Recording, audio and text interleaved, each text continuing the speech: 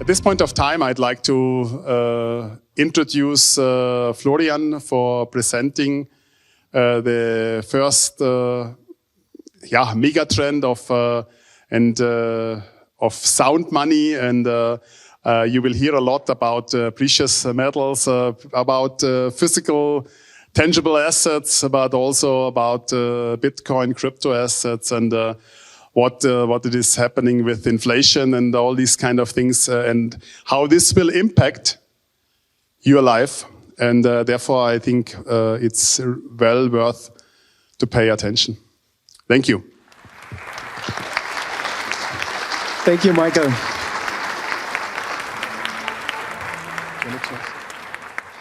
Good morning, ladies and gentlemen. Welcome to Munich. Ein herzliches Grüß Gott und Servus.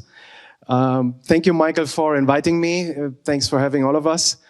I'm very happy and grateful actually to be here speaking in my hometown. I'm a Münchner Kindl.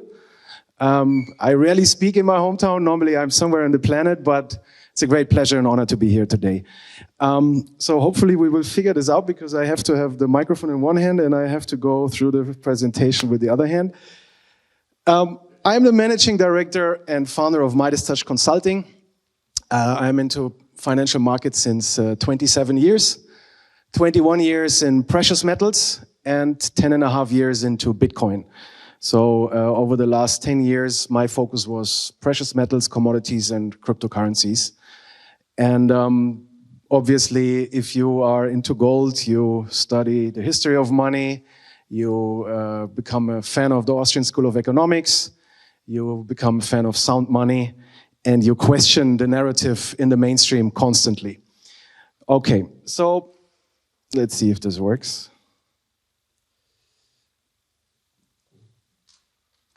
Yes, so my presentation is called Stagflation Recession. We picked the title already 2 months ago or something, but it actually intensified, Michael. Your 22nd investment conference couldn't have been a better timing. I mean, it's been a brutal few weeks, or actually a few brutal months in the markets and in every sector, right? So let's get into this. It's going to be a macro and a technical update from the sound money perspective.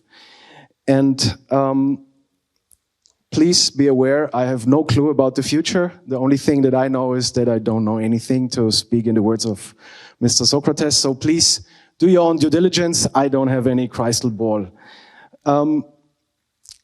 I think to understand the current situation, the macro setup where we are in, there's 4 keys to understand it. And the first one obviously is inflation. It's the big topic everybody's talking about. It's the narrative for the last few months. The second one is energy. We have a very dire situation since especially the war in Ukraine. But this whole problem has basically been in the making for the last 10, 15 or 20 years due to completely failed energy policies. And then we have geopolitics. We have a lot of hotspots on the planet. Obviously the main one here in Europe is Ukraine right now, but the big elephant in the room obviously is China against America, and I believe it's just a question of time until things get actually even worse. And unfortunately there's only warmongers speaking in the public. I don't see and hear a lot of people talking peace and diplomacy these days, unfortunately. And the last key, macro key, I think, is China itself. You probably have heard last year the implosion of the real estate market in China. Evergrande, one of the largest real estate companies over there, went basically bankrupt, and China was responsible for pulling out the Western world out of this mess after the financial crisis in 2008. This big boom in China is over. We have lots of massive ghost towns, and China will not be able to pull the rest of the world out of this current situation like they did back then after 2008. So those are the 4 key macro points, I believe, and we're going to focus especially on inflation. And to get an idea of what actually happened in terms of inflation over the last 2.5 years, I have this little video here where you can see basically starting in January 2020, then this is the Corona crash, Oil went negative, markets were imploding, and then there's central banks all over the world started to print like crazy. And step by step, prices started to pick up. And already in like autumn and winter 2020, most of the markets were not only back to pre-corona crash levels, but they started to rise and prices started also to rise. And this is all long before the Russians invaded Ukraine, okay? So you see, especially agriculture picked up a year ago, and then energy prices. And of course, as soon as the Russians then invaded in March of this year, and this is going to happen right now, you're going to see energy prices, gas, oil going through the roof. And that's where we are in June. These are the numbers from UK. Similar situation in Germany, in the Eurozone, basically all over the world. I don't know why orange juice is down 30%, but this is probably a special story. Anyway, the problem is with inflation. It hits 95% of the population extremely hard. Because the people here in the room, you have time and money to think about where to put your money. 95% of the people have to work, and they live from their mouth, from their hand into their mouth, basically. This creates huge tensions within societies. We've seen it in Sri Lanka this summer.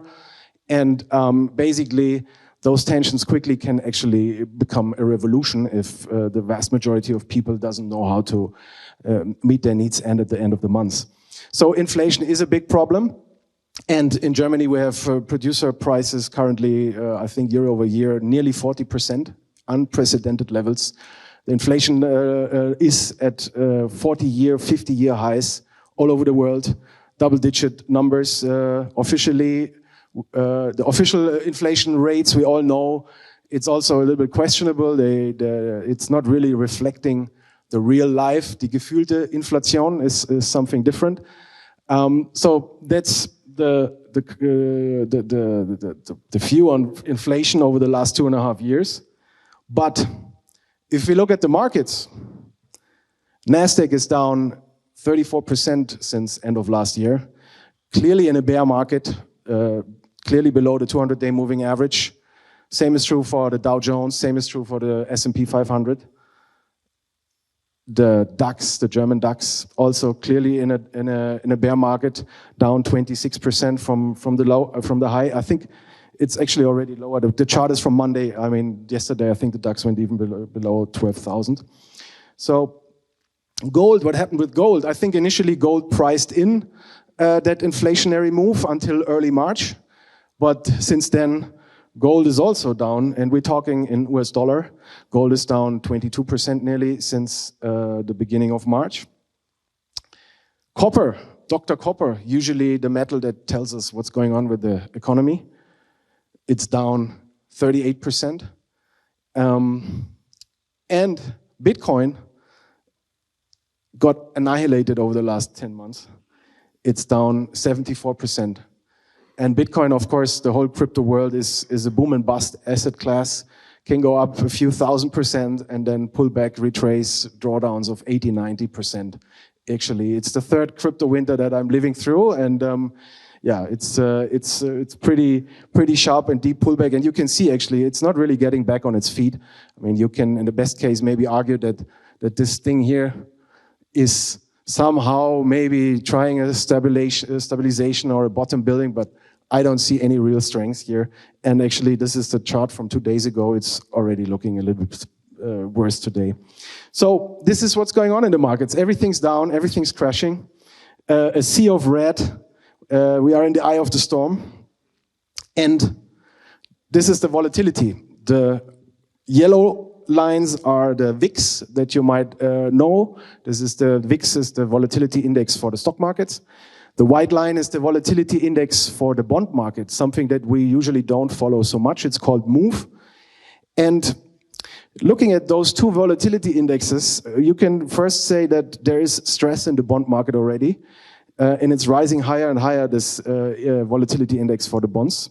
And you can also say that we haven't seen the worst in the stock market, because look, if you compare what we've seen, these spikes, these yellow spikes in early 2020 when the corona crash happened, and then also in the financial crisis in 2008. So the stock market is still rather slowly grinding lower. There is not really extreme fear and panic in the market. So from a longer term perspective, you could argue that the worst is still to come in the stock market. However, we have Madame Lagarde. And as you can see, this is the ECB balance sheet over the last 16 years. The ECB increased the balance sheet more than 10 times, okay? And of course, they cannot stop increasing the balance sheet. The situation is too complicated in the Eurozone. And there is no way that this can be started a tightening process. So the total assets are just shy of the all-time high. Currently, the balance sheet is, I think, roughly 60 billion, so 60 Milliarden below the all-time high. And they already said we will not start tightening before we have all this equalization within the Eurozone. So it will not happen, basically. That's the answer of the Eurozone. That's the answer of what mankind has been doing over the last 40 years. Yeah, we need at this stage to increase our consumption, right? It's not that we don't have enough stuff and that we're screwing up the planet. We need more to basically bring us out of this dire economic situation. And I think we all agree right now, yes, please print more, because otherwise imploding markets is not helping anybody. So that's the take of the European Central Bank still, and the take of most of the other central banks. China also actually has started easing again. So China is already probably 2 steps ahead of the Western world in terms of the cycle, because they started much earlier last year with the drawdown. And the Fed, the Americans, they're doing something else. They have been increasing interest rates dramatically, unprecedented, the speed, and they also have started tightening. That means they're reducing the money supply. They're taking money out of the system after they also had increased the balance sheet more than 10 times over the last 20 years. And if you go back to the 1970s, the end of the gold standard in 1971, it's even worse, the picture of how much money has been created out of thin air. So the Americans, they use the sledgehammer, Vorschlaghammer, okay? They hardcore increase interest rates right now, and the consequence is that the markets are falling hard. And I told you already about the stress in the bond market. The question now is the Fed committing the biggest mistake in their 110 years of history? And there is a few smart people that are saying exactly this. Mrs. Yellen yesterday, I think she said, we don't see any problem in the market right now. There is no credit stress in the bond market.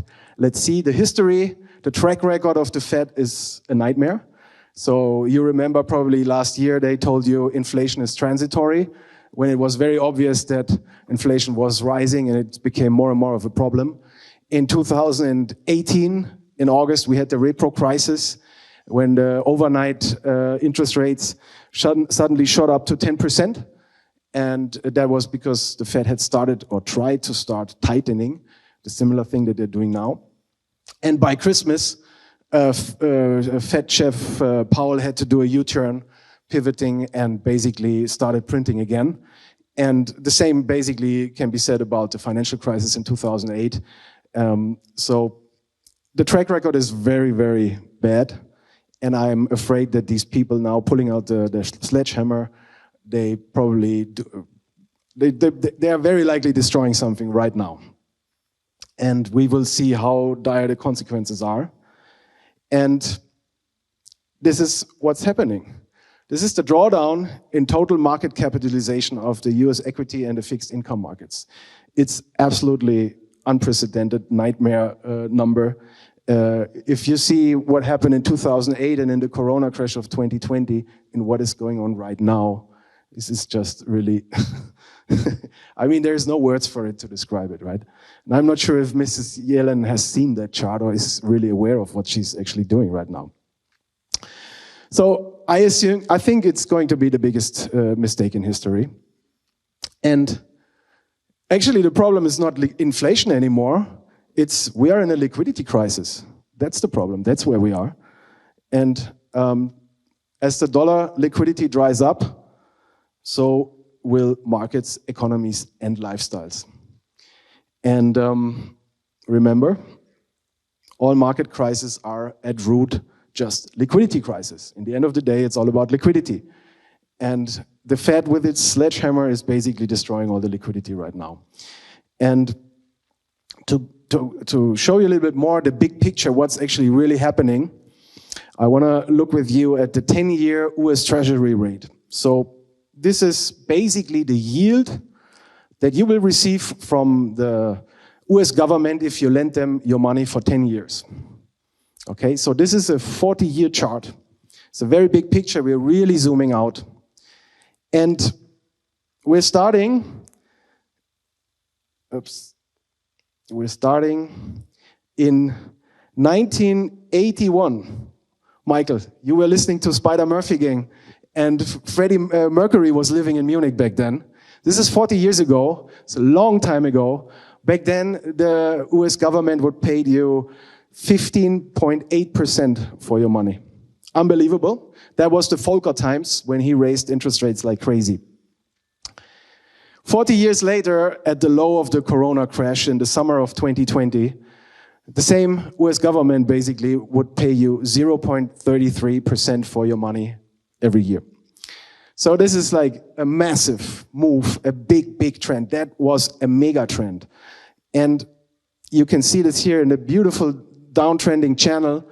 Credit got cheaper and cheaper and cheaper. And it sparked a huge boom on the planet in all sectors, everywhere, in all countries, because money, credit got cheaper and cheaper, meaning mortgages got cheaper, your leasing rates got cheaper, financing companies, VCs, everything got cheaper. And now we have this nasty move here, right? I don't think it's looking healthy. You can make the argument that yes, 40 years of falling interest rate, a long trend, now we have a counter trend move, a correction, a bounce, happens in the market all the time. But this is a big one.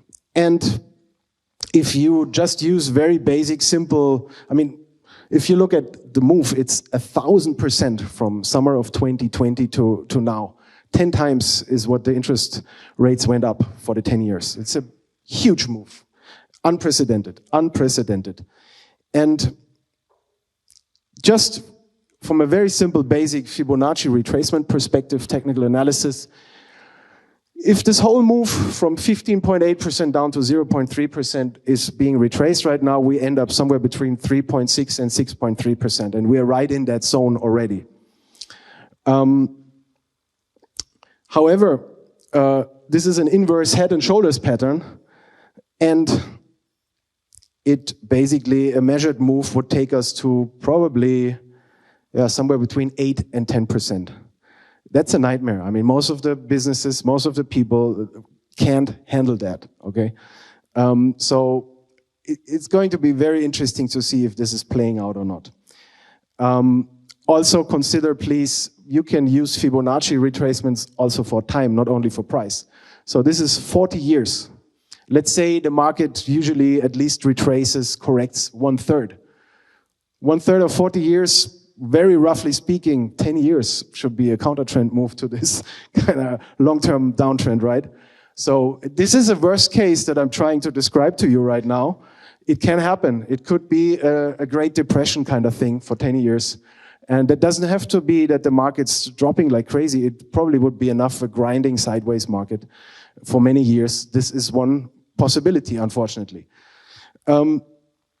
So this is the big picture. This is the most important market. This is like, I think, the largest part of the financial markets, you can say. That's where all the big money is. That's where all the institutions is. That's the pension funds. This is supposed to be the more conservative investing. It's the fixed income markets, right? It's not speculating in stocks or in crypto. This is fixed income. And after 40 years of falling interest rates, it looks like a very big fundamental change is happening right now. And moving away from a technical look at it, just talking about some of the fundamental aspects. So what has been changing now is we don't have any more falling inflation and we don't have any more lower interest rates. That's been the trend for the last 40 years. It's been a mega trend. We don't see falling labor costs anymore because outsourcing, for example, to China is not really an option anymore. Maybe India, but also India is doing its own thing now.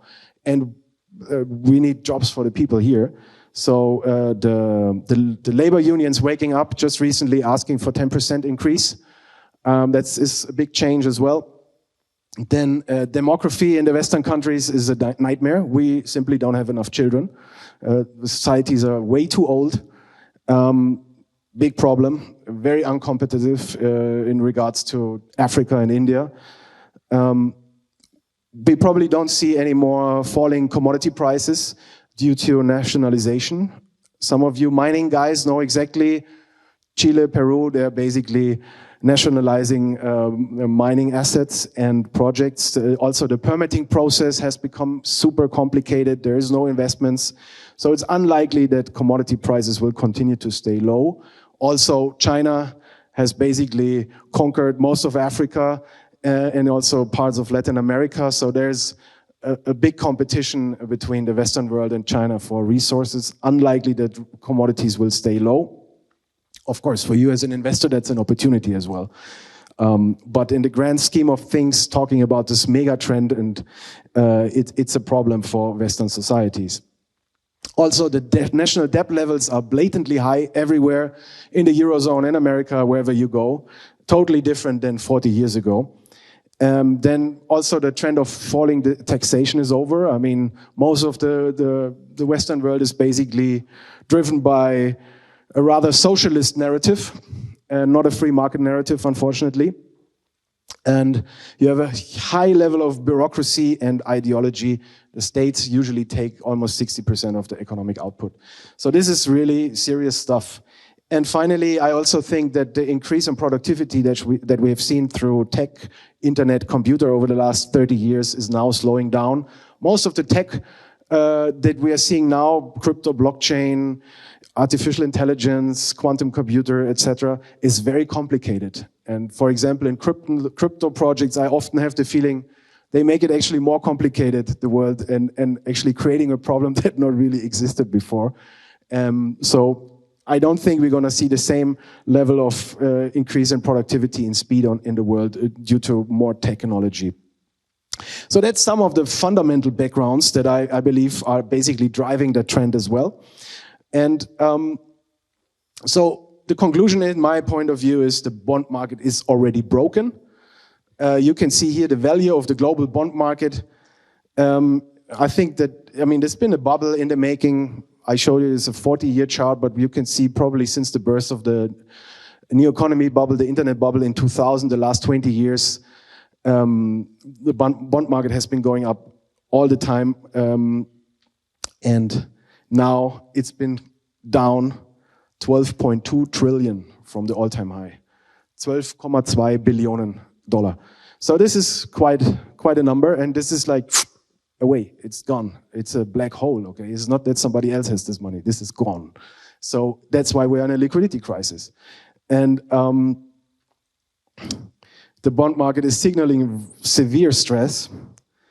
And just to maybe brighten up your mood a little bit, there is also somebody who pulled off the trade of the century. And this is the Austrian finance minister. He sold a 100-year government bond for 0.85% in the summer of 2020. And it was oversubscribed. So imagine borrowing money for 100 years at that rate. I mean, back then it looked like a good trade for most of the institutions who bought that. Nowadays it's a nightmare, because what happened, this bond is down 68% from the all-time high.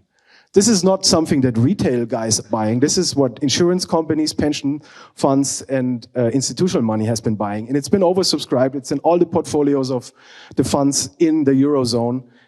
68% drawdown.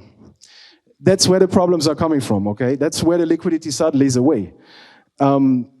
You don't know what your partner institute maybe is holding or basically has on its balance sheet here, right? So this is severe stuff, guys. But again, congrats to the Austrians for pulling off the trade of the century. So the only safe haven right now is the US dollar. It's been going up like crazy. Okay, it's up 28% over the last 2 years. It's a big move for a currency, a very big move. And it's up against all the other currencies. It's up against the euro, it's up against the pound, it's up against the Chinese yuan. It doesn't matter against anything. Only the Swiss franc is doing well as well.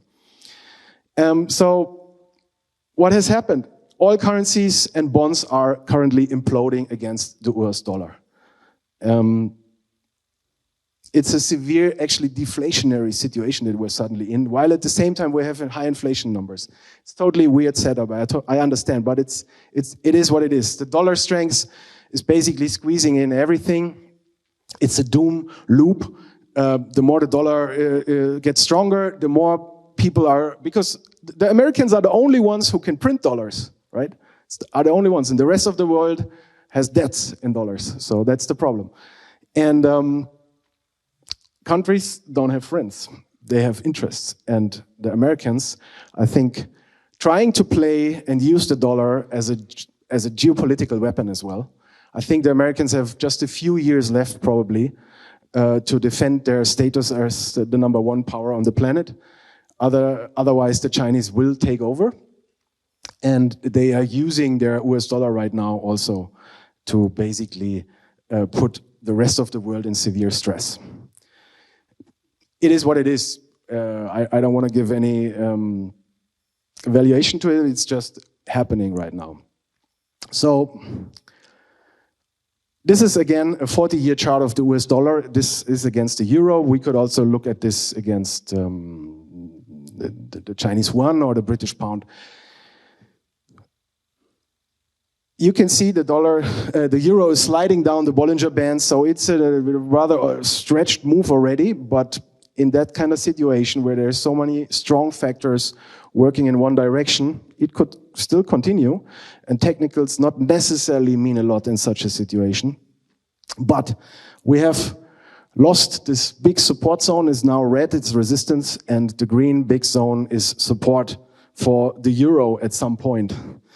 We also lost this uptrend channel over the last 40 years. And the dollar, the euro is in a downtrend very clearly against the dollar.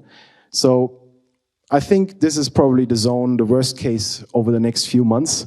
Let's say 85 to 92 cents for the dollar. That's probably the worst case. Maybe it can stop already before that, but I think somewhere over there the euro will stage a bounce or at least stabilize, and then things maybe start to improve a little bit. This is really the worst case. And bloodbath phase always means capitulation, exaggerations, people freaking out, high level of panic and fear. And we are there already, and it's getting worse by the day. So this is basically my worst case for the next few weeks or months. Maybe it directly goes to there. It looks like it's just falling like a stone at the moment. Otherwise, maybe it stops and it takes a little bit longer to get there. But in that zone, I think you can maybe increase some of your more speculative bets in the markets. I think once the dollar turns around, obviously everything will go up. Stock market will go up, crypto will go up, gold will go up, commodities will go up. But we are not there yet.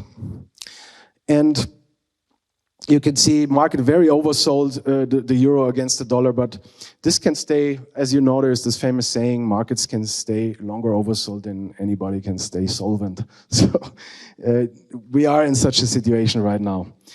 And so the question is, keep tightening, Mr. Powell. If they continue to raise interest rates, and that's what they're saying they want to do, the result will be a Great Depression. This, I think, is very clear. There is no doubt about it. They're destroying the markets, and this is the result. This is from the 1930s, okay? Famous picture from back then. It's a realistic scenario, unfortunately, we are in, but they also might start printing again. That's usually what governments and central bankers have been doing in mankind's history at the end of the day, because the pain is just too huge for everybody. And then the result will be hyperinflation. because the amount that was needed in the Corona crisis to be printed to stabilize the market was already much larger than the amount was necessary back in 2008 during the financial crisis. And you can be very sure that now, if they need to stabilize the markets again, the amount that is needed to be printed will be 5, 8, or maybe even 10 times as big as the one 2.5 years ago. So, and we have already high inflation in various sectors, and rather sticky inflation right now. So I think that's probably the mid to longer term outcome. We are in the end game, ladies and gentlemen. It is like this, okay? And it's very difficult to foresee exactly how this will play out. There are so many factors, and as I showed you initially, China is also a black box for us in the Western world. Most of it, we don't really understand what's going on inside. The geopolitical events, also, there's so many things to it. So it's very difficult to foresee it. But you have to be really aware that this is an endgame scenario where we are in the next 2-3 years probably, yeah, will be either ending up in a Great Depression or going towards hyperinflation. And as you can see, this is the German hyperinflation. Just before 1920, you also had a big pullback. That was not like so obvious back then that this was happen just 2-3 years later. So I studied those 2-3 years. There were severe pullbacks in the markets. And then finally, that was the outcome. So it's not unlikely either. I personally believe in the end we will end up here, simply because the pain is too big if the whole economy is breaking down. So they will print more. And as I told you, the ECB is doing this already. Or they just continue printing, right? So when will the Fed pivot? This is the big question, right? Right now, they are super hawkish and strongly believe that they can increase interest rates and continue tightening the balance sheets. Well, they will pivot when the credit markets severely implode. That means either a bank, a big institution is imploding or breaking down, or the public confidence is threatened to be lost. And then it can happen actually very quickly. All right, a lot of doom, a lot of sea of red, I understand. I mean, please be aware, we are in the eye of the storm right now. But there's also good news. So everything that I showed you is obviously also known by the market. That's why the prices came down so much. And what has happened is, the option traders, for example, have increased their hedges, so short positions, massively. You can see from being super bullish just a year ago now, super bearish, record low. And even better, the retail traders, which are perfect contrarian signals usually, their buy to open put premiums have been going vertically higher over the last 2-3 years. And they are currently holding more than 46 billion of index future shorts. And these leverage traders are betting on something very, very bad happening very, very soon. Usually, if everybody is on the one side of the boat, something different is going to happen, either the contrary or something that nobody's expecting. So I don't think we are in for a brutal crash over the next few weeks and months. I rather think that we are in October. It's not a good month of the year for the stock market, but seasonality, this is the seasonality for the NASDAQ, is about to bottom out around mid-October. So we are currently here, and this is the 13th of October. That's statistically speaking where the markets find a bottom in autumn, okay? And coincidentally this year, this is also the day when the September CPI numbers are going to be published. So it's a good chance that over the next 2-3 weeks, the markets still remain under pressure, and maybe this final capitulation and an overshoot to the downside. But I think towards the end of the year, there is a good chance that we get at least a stabilization or a relief rally in the markets, a year-end rally. And that should basically affect everything. Stocks, crypto, gold, commodities, everything. So that's basically my big picture here.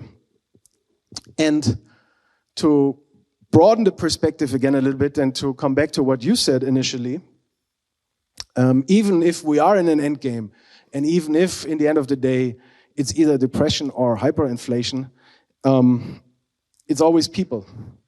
And I can just urge you that, and I'm very impressed because I know, Michael, this is also your approach. Capitalism and free market is always the best solution to make this planet better.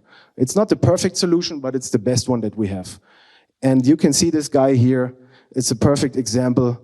It's a natural force of doing business, improving your life standards, helping people, getting out there and building something. It's not a political concept, and it's not corporatism, it's not socialism, it's not equalism, and it's not religion either, okay? So these are the people you want to look for, people that can build something that you can trust and that have that spirit, that entrepreneurial spirit. And if you go with these, your chances of picking a good investment and basically making something out of your money is very high. And to wrap it up, the mega trends are still in place, no matter what the end game is going to be, okay?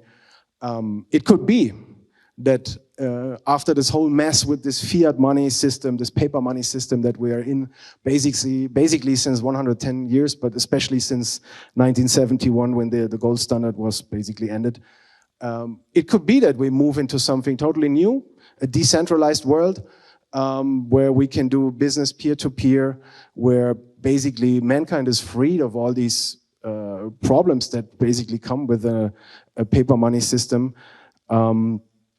It could be that we're going to be living in a much more honest and transparent world.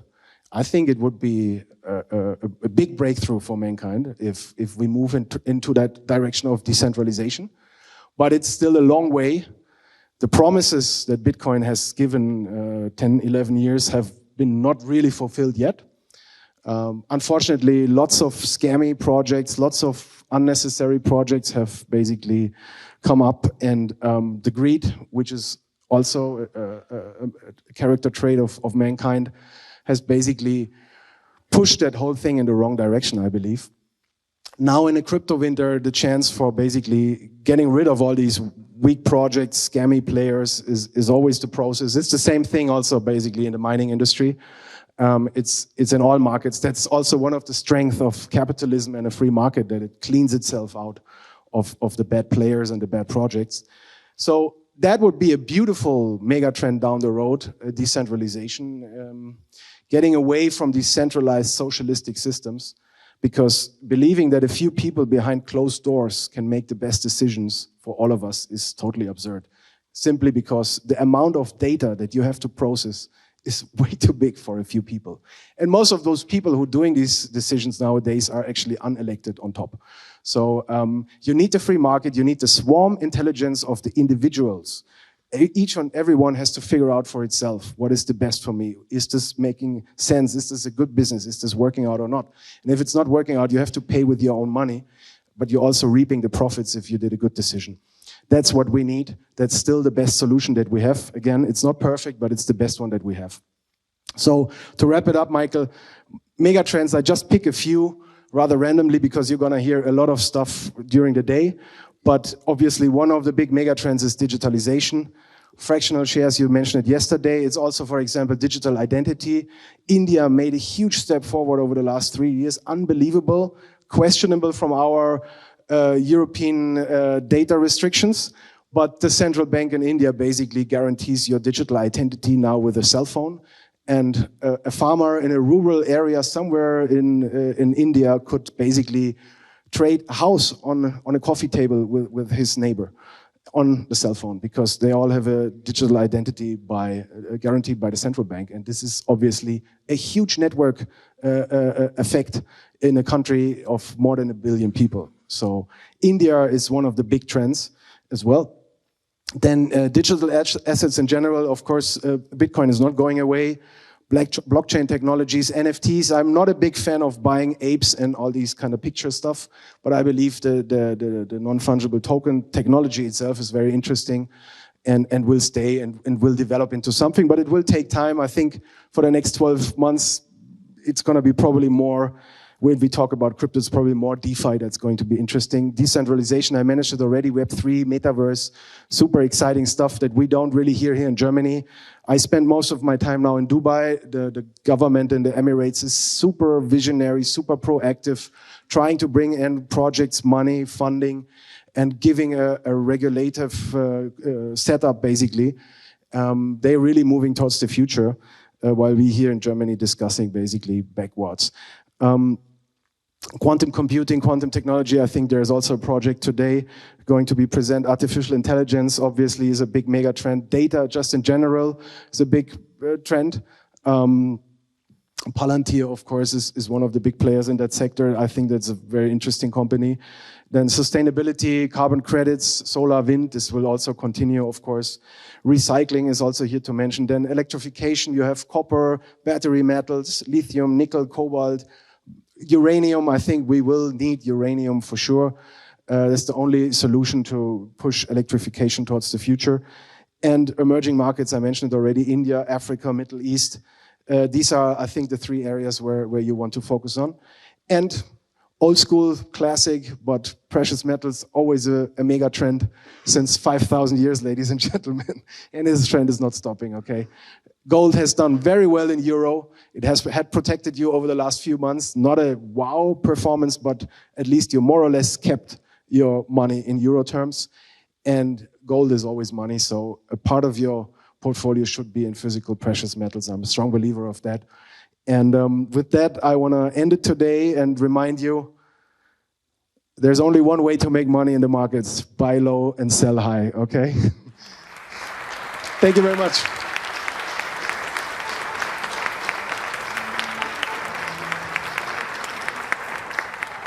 So we have a break later, then because of time constraints, I'd like to continue now with the second presentation. Flo, it was a great talk. I really enjoyed very much. I learned again a lot from your perspectives. Actually, our mind is very much aligned. I can really say about that.